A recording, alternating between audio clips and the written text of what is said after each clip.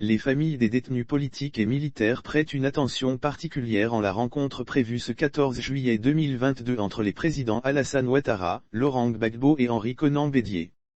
Blaise Lassem, secrétaire national technique du PPACI en charge des détenus politiques, a entamé, ce mercredi 13 juillet 2022, dans les communes de Yopougon et d'Achboville, la première phase des visites de soutien et de compassion du PPACI aux familles des détenus politiques.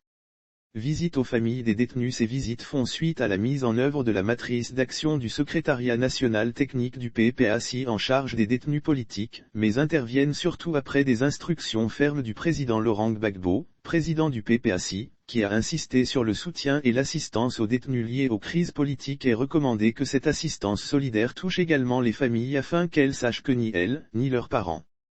détenus ne seront abandonnés. À cette première phase, et au nom du président Laurent Gbagbo, président du PPACI, le camarade Blaise Lassem, en plus d'un soutien financier, a fait des dons en vivres et non-vivres à 6 familles vivant dans les quartiers Koweït, Niangon, Maroc, Mikao, Ananré, Andokwa de la commune de Yopougon et une famille vivant dans la commune d'Achboville.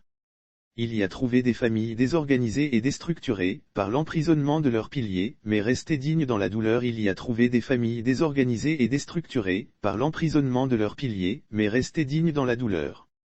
Il a pu cerner à nouveau l'impérieuse nécessité de faire libérer ces pères de famille dont l'absence crée un traumatisme certain chez les enfants et ses épouses. Quant à la libération de leurs parents, toutes ces familles visitées notent un grand espoir en la rencontre de ce jeudi 14 juillet 2022 entre le président de la République, Alassane Ouattara, et ses deux prédécesseurs, Henri Konan Bédié et Laurent Gbagbo.